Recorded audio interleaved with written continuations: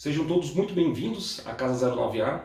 Eu sou o Rafael e hoje a gente vai bater um papo sobre muro de arrimo, né? Ou muro de contenção, não sei exatamente como é que você conhece esse tipo de estrutura aí na sua região. Então assim, vou passar com vocês aqui o porquê que a gente teve que executar um muro de arrimo lá no nosso terreno, quais foram as nossas experiências, né, baseadas nesse projeto, quais foram os cuidados que a gente tomou tanto antes quanto durante a execução para evitar qualquer tipo de problema, como foi o processo, né, desde o início até a conclusão da obra e, por fim, vou apresentar para vocês quanto que a gente gastou para executar essa obra lá no terreno. Então, assim, esse muro ele foi executado lá no nosso terreno em 2020, então de lá para cá teve aí um aumento considerável em relação aos materiais, né? Então, por conta de pandemia e tudo mais, esses materiais que a gente comprou na época já não tem mais o mesmo valor praticado hoje. Então eu também fiz uma atualização na nossa planilha para a gente ter um comparativo em quanto a gente gastou em 2020 e quanto é que a gente gastaria se fosse executar agora em 2022. Então se você aí está precisando executar, né, um muro de arrimo na sua casa, no seu lote, no seu terreno, né, no seu sítio, ou que você já esteja executando, eu acredito que neste vídeo você vai encontrar informações muito relevantes para o seu projeto. Então, quem se interessou por esse assunto, né, segura aí que já já eu estou voltando com vocês, ok?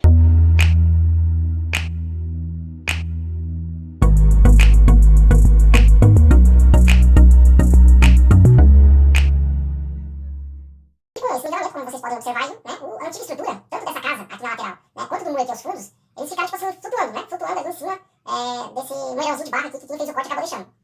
Então o terreno ele ficou com um nível bem mais baixo do que ele tinha anteriormente, né? E por conta disso, a gente acabou tendo a necessidade de executar aqui, né, tanto aqui na lateral onde tem a divisa com essa casa, quanto aqui os fundos, esse muro de arrimo para conter toda essa estrutura e a gente não tem nenhum problema. Então aqui foi quando a gente iniciou, né, então a obra, o corte que foi feito aqui, como vocês podem ver, a altura ela ficou uma altura assim bem considerável, né, em relação ao que estava antes. Chegou aqui ao ponto de descobrir as estacas que tinham lá do muro já existente, então eu acredito lá que tinha mais ou menos 1,10 m, mais ou menos cada uma dessas estacas desse muro que tinha lá, e todas elas acabaram ficando suspensas, né? Quando a gente cortou aqui, né, essas estacas acabavam aqui, então assim, não tinha basicamente nada segurando elas, senão essa terra que estava aqui embaixo. E aqui começou, né, a cavar ali os tubulões para entrar ali tanto com as estacas quanto com as gaiolas, ok? Então aqui a estaca de 2,5 m, né, que a gente abriu, e aqui o quadrado maior para colocação das gaiolas. Aqui uma foto, por exemplo, das estacas que a gente usou lá, né? Então a forma como foi feita, né? Como eu comentei com vocês, ó, podem ver que ficou essa área de ferragem aqui um pouco maior, para ela entrar, né, dentro daquela gaiola, né? Então você tem o transpasse dessa ferragem para dentro da gaiola, ok? E aqui elas posicionadas já dentro do buraco, a gente começou a colocar lá para testar, né? Então vocês podem ver aqui os buracos abertos e o tanto que a ferragem entrava para dentro da gaiola aqui, né? Depois, obviamente, né, essa ferragem ela foi suspensa um pouquinho mais para que ela não ficasse em contato com o solo lá embaixo, tá? Então, um outro detalhe também é que, como vocês podem ver aqui, quando a gente colocou, a gente não usou aquele... Existem uns espaçadores, né, de plástico que você pode colocar para posicionar, mas como o buraco acabou ficando um pouquinho maior, quando a gente foi colocando concreto, o pessoal foi ali manipulando de forma que não ficasse em contato com o barro, né? Então, como o buraco era grande, a gente optou por não usar. Poderíamos ter usado, mas acabamos não usando pela falta, assim, não ter observado a necessidade, né? Se fosse um buraco um pouquinho mais estreito, que pudesse correr ali o problema de repente essa ferragem ficar muito deslocada e ter contato com o barro, talvez a gente tivesse usado, mas aqui como não teve essa necessidade, a gente optou por não utilizar, tá legal? Então aqui já começou a colocar as ferragens e aqui, né, uma imagem da gaiola que a gente colocou lá. Então para cada pilar daquele tinha uma gaiola dessa daqui, ok? E aqui as gaiolas sendo, né, sendo posicionadas dentro dos buracos, tá? Aqui também vocês podem observar que ainda estava, né, em contato com o solo, tá bom? Mas quando a gente foi fazer a concretagem, né, dessa estrutura, todos esses ferros eles foram suspensos, tá? Então a gente amarrou com alguns grampos que a gente fez com a própria ferragem mesmo, essas gaiolas com a viga baldrame e com a estaca, de forma que todas elas não tivessem contato nenhum com o barro, ok? Então a gente não pode deixar nenhum tipo de ferragem em contato com a terra, porque acaba ocorrendo ali, né, uma oxidação e consequentemente aquela ferragem ela acaba perdendo com o tempo a sua eficiência, né? Então ali a gente tomou cuidado, tá? Esse aqui foi só quando a gente começou a montar.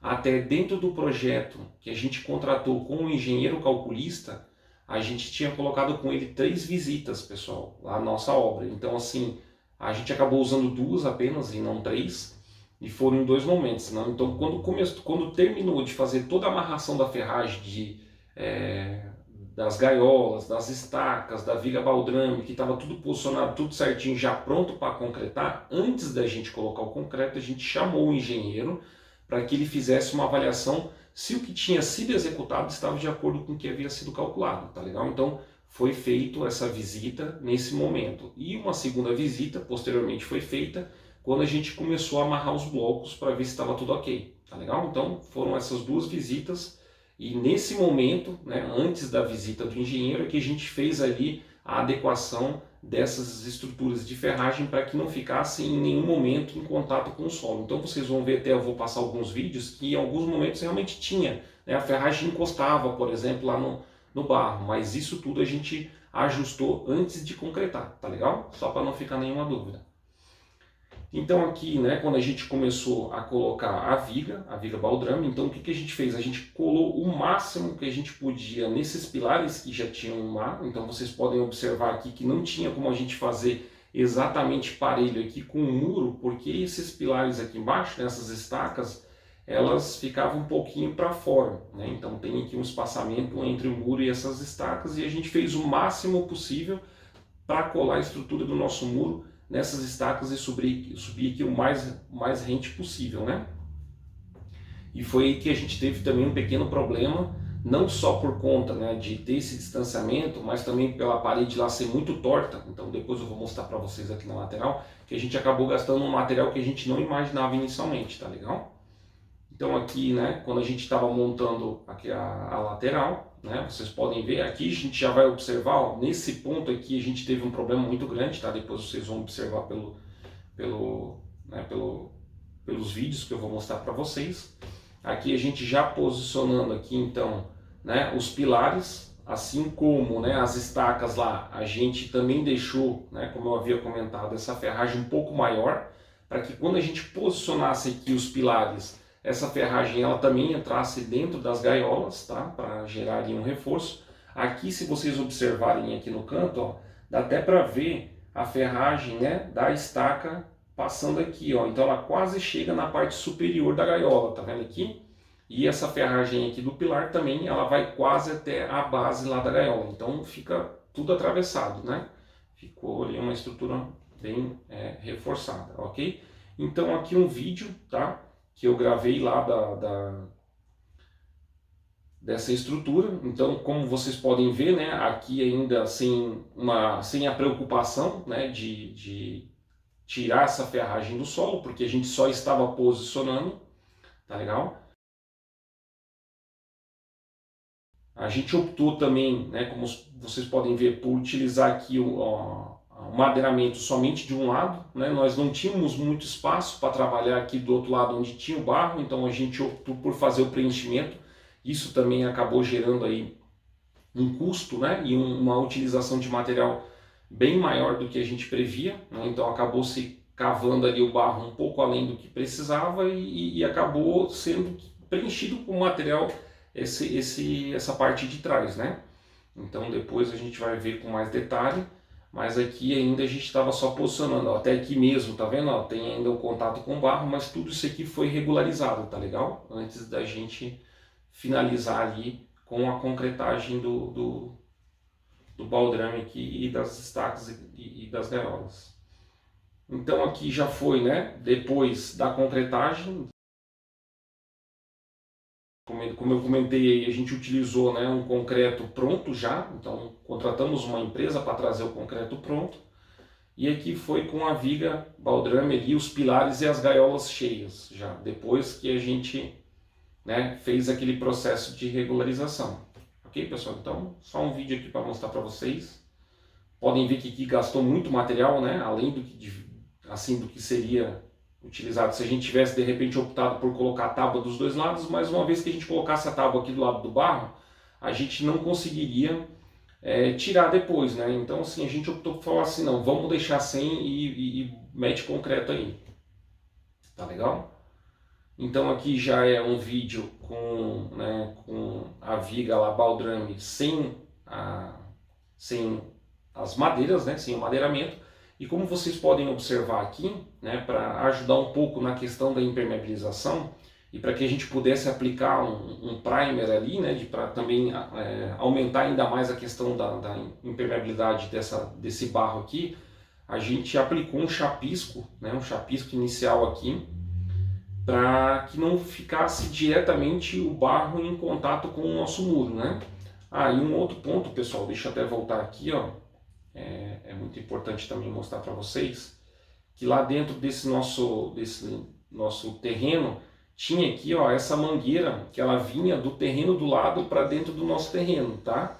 Então, como a gente não sabia à época se isso aqui ainda estava sendo utilizado, né? A região lá inicialmente era uma região de fazendas, então muito possivelmente isso aqui era uma mangueira de irrigação.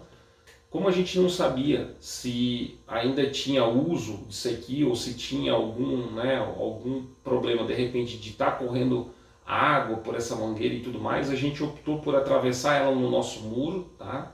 Para não deixar ela por trás, tipo assim, não isolar ela atrás do nosso muro, porque se tivesse qualquer problema de passagem de água aqui, a gente poderia dar o tratamento do nosso lado, né? Senão, caso a gente fizesse aqui a contenção atrás do muro e de repente essa água botasse pressão suficiente ali para vazar, a gente teria um problema muito grande atrás do nosso muro em questão à impermeabilização, tá bom? Então a gente aplicou esse chapisco para poder ter, né, essa primeira camada, digamos assim, de resistência, e esse chapisco foi feito com material já com impermeabilizante na própria massa, tá legal?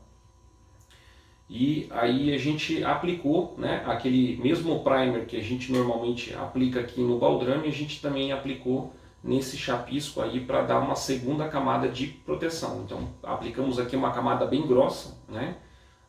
Caprichamos mesmo ali nessa questão para que não tivesse nenhum buraquinho, nada faltando e a gente tivesse uma segunda camada de impermeabilização. Então aqui é aquela mangueira, né, como vocês podem ver, e aqui então foi a fase em que a gente aplicou esse primer lá no nosso muro. E aí, né, para aumentar um pouquinho mais a questão da impermeabilização desse nosso muro, a gente fez a aquisição de uma lona de 200 micras, né, e a gente colocou em toda a extensão do muro, também para criar ali mais uma barreira, né, de restrição à questão de umidade. E essa lona ela vem normalmente, pelo menos essa que a gente comprou, ela vem um rolo de 50 metros de comprimento por 8 metros de largura. Então a gente aproveitou ali que o muro, né, sem considerar ali a viga que não recebeu por trás dela essa lona, a gente aproveitou e dobrou em 8 partes, né, em 8 partes essa lona e passou por trás de toda a extensão do muro, né, e como era um cilindro, um rolo lá de lona, a gente conseguiu passar em toda a extensão sem nenhum tipo de corte, né, sem nenhuma fissura nessa lona. Então foi uma lona de uma ponta a outra numa estrutura única e em 8 camadas, né, pelo fato de ter 8 metros e ali ficou mais ou menos 1 metro de altura, a gente conseguiu passar 8 camadas dessa lona ali no nosso muro, ok? E aqui até já tinha uma primeira fiada de bloco, né, posicionada, ainda que não tinha a ferragem, mas aqui, ó, agora já a primeira fiada, inclusive todas preenchidas com concreto, né? Então aqui a gente já vai ver aquela ferragem, né? Aquelas duas ferragens aqui, ó, de 8 milímetros que eu havia comentado com vocês, já posicionadas ali dentro, ok? Então aqui, ó, são duas barras aqui, deixa eu até parar o vídeo, ó. Então aqui são duas barras de 8 passando dentro de cada um daquelas fiadas de bloco, ok? Então em todos eles foi feito isso, preenchidos com concreto, ó, aqui tem o bloco, né, preenchido com concreto e as duas barras passando aqui de fora a fora, ok, pessoal? Então aqui, ó, a gente já começa a observar aquela questão que eu falei, né, da parede lá ser torta e a questão de ter sido cavado um pouquinho mais do barro e a gente ter que preencher com material aqui no fundo, né? Então, atrás do bloco acabou sobrando um espaço que a gente teve que preencher com material ali para não ficar também solto, né? Ficar um buraco ali, um vão ali por trás, ok? Então aqui as fiadas sendo levantadas, né? Aqui, ó, aqui dá para ver bem claro, né, esse buraco que ficou por trás.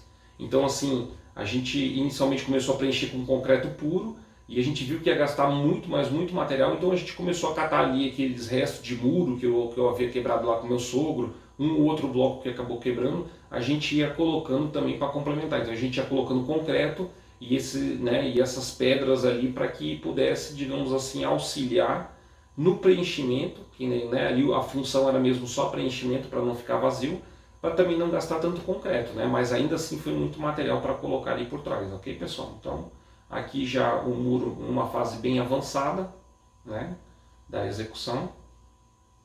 Aí, né, em determinado momento, eu lembrei de uma coisa que eu gostaria de ter feito lá no início, que foi passar essa mangueira corrugada aqui, deixar pelo menos duas, né, para caso a gente precisasse passar algum tipo de fiação aqui do início lá para o final. Acabou que eu só lembrei disso no final, né, no final do projeto, na hora que já estava praticamente passando a última fiada, então fui correndo na loja e comprei, mas o objetivo inicial era ter passado aqui nessa primeira fiada, mas eu não lembrei, né? Infelizmente a gente acabou não lembrando de passar isso aqui, mas ainda assim deu tempo de passar na última. Se vai ser necessário ou não, a gente ainda não sabe, né?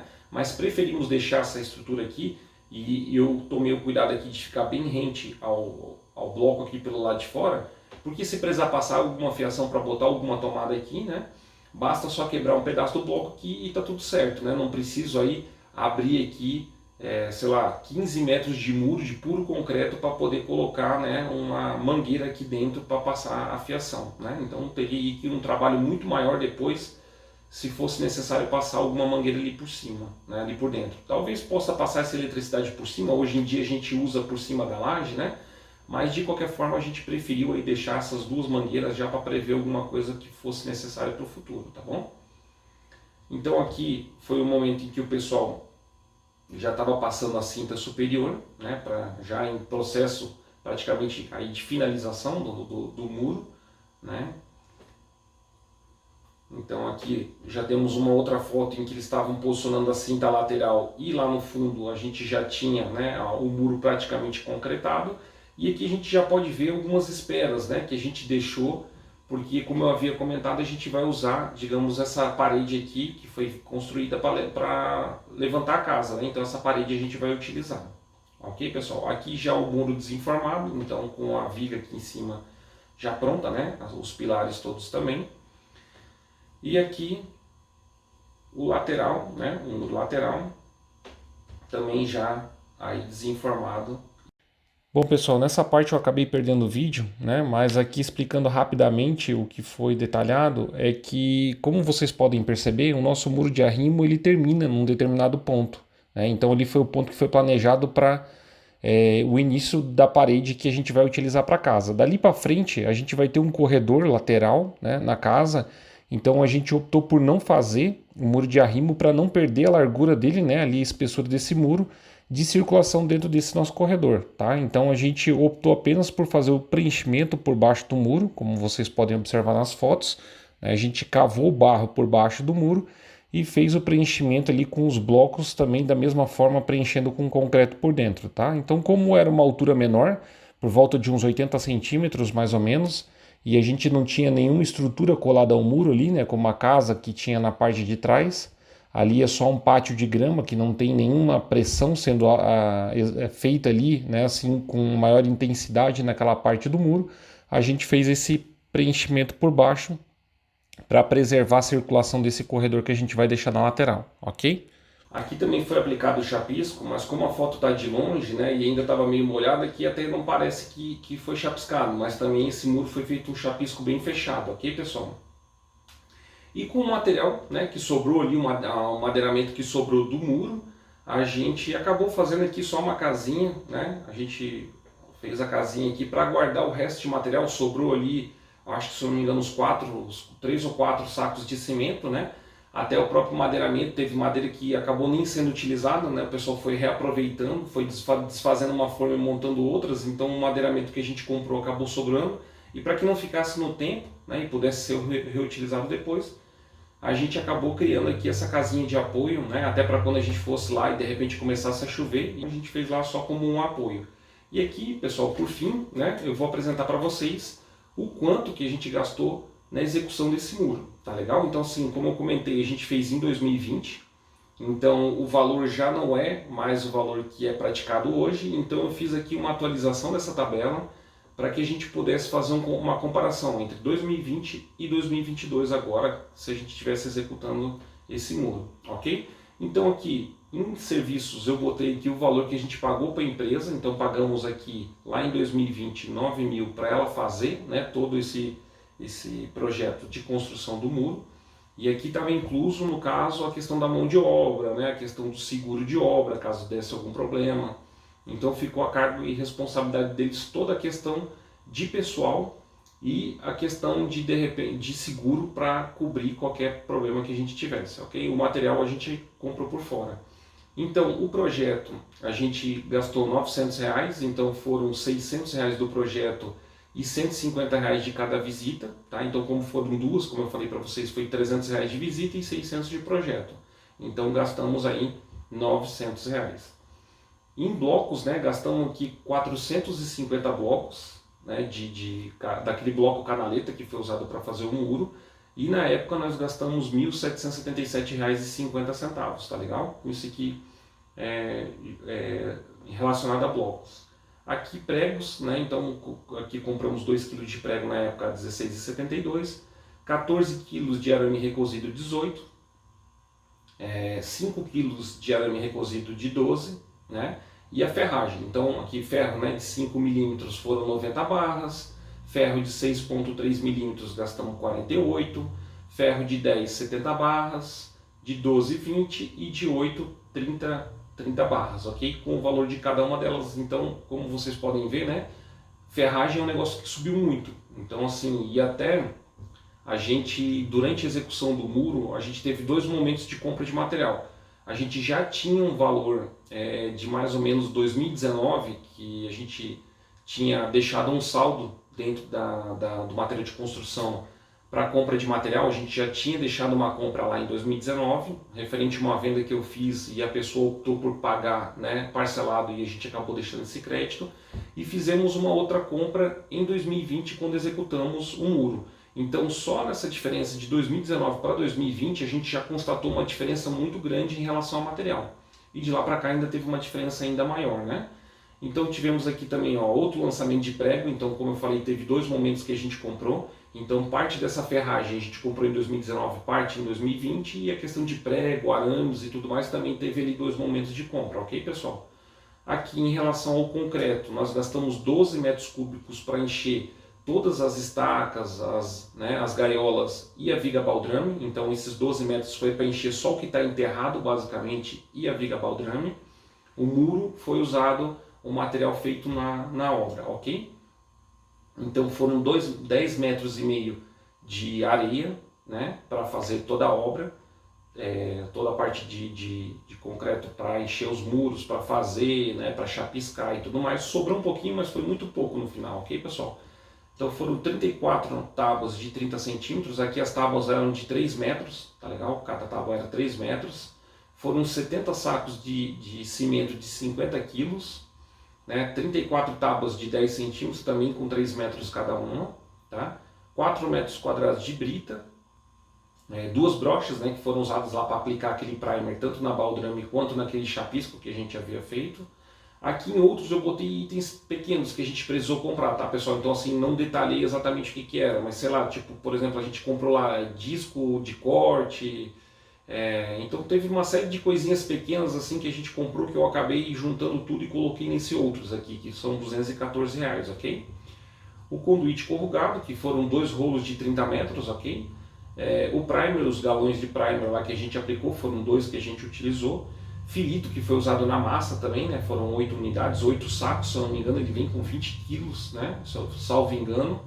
Aqui um rolo de lona de 50 metros, como eu falei, 200 micras, e aqui os fretes, né, que a gente acabou gastando com a entrega desses materiais. Então foram vários fretes parcelados que a gente teve durante a obra, e no total a gente gastou aí R$386, ok? Então, somando todos os custos, né, que a gente teve lá em 2020, gastamos para fazer esse muro R$26.320,38. E aqui, né, nessa coluna à direita, eu fiz a atualização para os dias de hoje. Quanto é que nós teríamos gastado para fazer esse mesmo muro, usando esses mesmos materiais na data de hoje, ok? E chegamos aqui a um total de R$37.689,22, né? Então aqui, por exemplo, aquele outros, como eu não especifiquei exatamente, eu deixei o mesmo valor, tá vendo? Então eu acabei deixando o mesmo valor para não ter nenhum tipo de interferência no cálculo. Os demais valores que eu tinha a referência do que era, eu fiz a atualização de acordo com o que tem sido praticado hoje no mercado, ok? Então vocês podem ver que só aqui, nesta parte de material aqui, a gente teve uma diferença de R$11 mil, né? E aqui ainda foram gastos adicionais que a gente teve para que tudo isso fosse possível, né? Então a gente teve aqui aquela caixa padrão, né, de instalação de água aqui da CAESB do Distrito Federal. Então aqui nessa caixa aqui conta tanto a caixa quanto o kit, né, com o registro que é instalado para fazer a medição da água. Então gastamos à época aí 330 e hoje a gente encontra ela na faixa de R$435. A instalação de água aqui, pessoal, tem um pequeno detalhe que a gente acabou ainda tendo um custo desnecessário, tá bom? Então isso aqui foi uma série de erros que acarretaram a gente gastar R$750 que não eram necessários, ok? Então gastamos esse valor desnecessariamente. Aqui a instalação da SEB, né? Então nós tivemos que pagar lá para colocar o poste, a caixa, toda a mão de obra para colocar e fazer a ligação da SEB, a gente gastou R$2.400, ok? E aqui o material que a gente comprou adicional para poder fazer aquela casinha. Então o caibro de angelim, né? A gente comprou alguns caibros de angelim para usar para fazer estrutura, as folhas de eternite para cobrir a casinha, um carrinho de mão para a gente usar lá na obra, né, a gente comprou também, e os grampos de telha aqui para a gente poder amarrar as telhas lá na casinha, ok? Então gastamos aqui no total R$4.596 à época. E hoje, os valores convertidos, tá? Eu só suprimi aqui esse valor de 750 que a gente não deveria ter gasto e acabou gastando lá. Eu não coloquei na conta atualizada, pelo fato de não precisar. E nós teríamos gasto hoje R$4.141, ok? Então juntando aqui o valor de muro, mais esses custos adicionais que a gente teve, gastamos aqui ao total R$30.916,66. E se fosse hoje, gastaríamos aí R$41.830,47, ou seja, aquela diferença ali de 11 mil, né? Ela permaneceu aqui pelo fim. Então é isso, né? O que a gente tinha para compartilhar aí com vocês era isso aí. Então sempre fica aqui a nossa recomendação em relação a tomar todos os cuidados possíveis, né?